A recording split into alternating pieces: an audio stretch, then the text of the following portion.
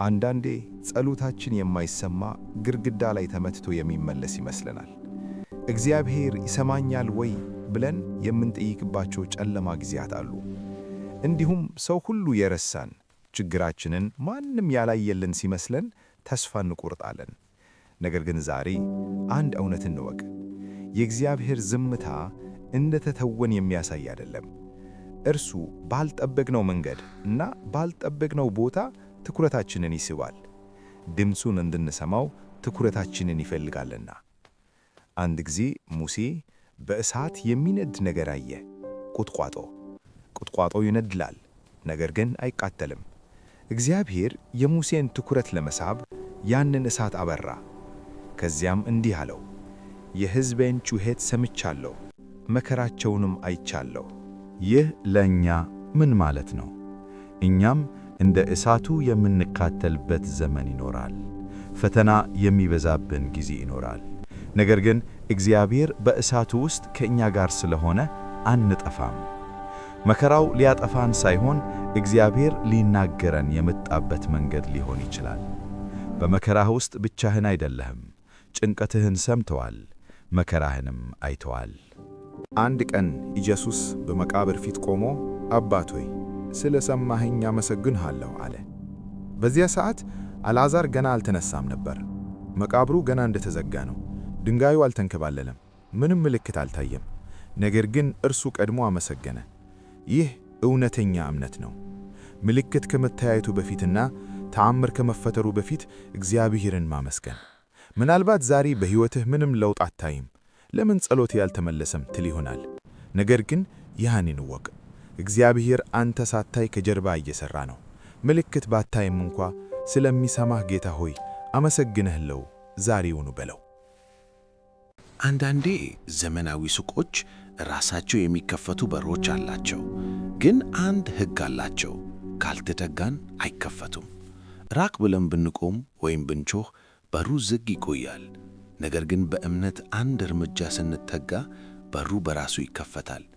እግዚአብሔርም በሕይወታችን እንዲሁ ነው። አንዳንዴ በረከቶች እንዲከፈቱ የእኛን አንድ እርምጃ ይጠብቃል። እምነት ያለ እርምጃ አይሠራም። እኛ እርምጃ ስንወስድ እርሱ ዝግ የነበሩትን በሮች ይከፍታል። አንዳንዴ ከሕይወታችን መጉደል መቀነስ ያለባቸው ነገሮች ይኖራሉ። መቀነስ ግን ሁል ጊዜ መሸነፍ አይደለም። ጌዴዎን ለውጊያ ሲወጣ 32,000 ሰራዊት ነበረው። ነገር ግን እግዚአብሔር ቁጥራቸውን እየቀነሰ እስከ 300 አደረገ። ለምን? ሰዎች ብዙ ነገር ሲኖራቸው በጉልበታችን አደረግነው ማለት ይወዳሉ። ነገር ግን እግዚአብሔር በሕይወት ነገሮችን ሲቀንስ ቁጥሩን ያንሳል እንጂ ኃይሉን አይቀንስም። ረዳት ሲርቅ፣ ገንዘብ ሲያንስ ወይም ብቻህን ስትሆን ተተውህ ማለት አይደለም። በእኔ ተመካ እያለህ ነው። መቀነስ ለትልቅ ድል ዝግጅት ነው። አንድ የወይን ፍሬ ካልተጨመቀ ወይን ጠጅ ሊሆን አይችልም። እኛም በመከራ ስንጨመቅ አቤቱ ለምን እንላለን። ነገር ግን ያ መጨመቅ ለማጥፋት ሳይሆን ለመለወጥ ነው። እግዚአብሔር አዲስ ማንነትና ትልቅ ክብር እያዘጋጀህ ነው። ያለ መጨመቅ ወይን የለም፣ ያለ መከራም ውጤት የለም። መጨመቅህ ጥፋት ሳይሆን ከውስጥህ ምርጥ ነገር እንዲወጣ የሚያደርግ የእግዚአብሔር ሥራ ነው። አንዳንዴ በዝምታ የምናፈሰው እንባ አለ፣ ለማንም የማንናገረው እንባ። ያ እንባ መሬት ላይ ፈሶ የሚቀር ይመስለናል። ነገር ግን እግዚአብሔር ይቆጥረዋል። እያንዳንዱን እንባ ያያል። ማንም ባልሰማህ ሰዓት እርሱ ይሰማሃል። እንባህ በፊቱ ዋጋ አለው። እንደ ሐና ያለ ጸሎት አለ፣ ድምፅ የሌለው ግን ሰማይ የሚደርስ። ሰዎች አያዩትም፣ አይሰሙትም፣ እግዚአብሔር ግን ይሰማል። ምናልባት ዛሬ በሰው መሃል ሆነህ ጩኸትን ማውጣት አትችልም፣ ግን አትጨነቅ። የልብህ ሹክሹክታ ሰማይ ይደርሳል። እግዚአብሔር ቃላትን ብቻ ሳይሆን የልብን ጩኸት የሚሰማ ጌታ ነው። እንግዲህ ወዳጆቼ እነዚህ ሁሉ አንድ እውነት ይነግሩናል። ሁኔታዎች ምንም ይሁኑ እግዚአብሔር በዝምታ ውስጥ እንኳ እየሠራ ነው።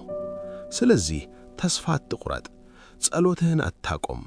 ዛሬ የምታየው መከራ የጉዞህ መጨረሻ ሳይሆን የእግዚአብሔር ክንድ የሚገለጥበት መጀመሪያ ነው። በተስፋ ደስ ይበልህ፣ በመከራ ታገስ፣ በጸሎትም ጽና። አትጠራጠር፣ ጩኸትን ሰምቷል፣ እንባህን አይቷል፣ ለጥያቄህም መልስ አለው። ምክንያቱም እግዚአብሔር ይሰማል። እግዚአብሔር ይባርካችሁ።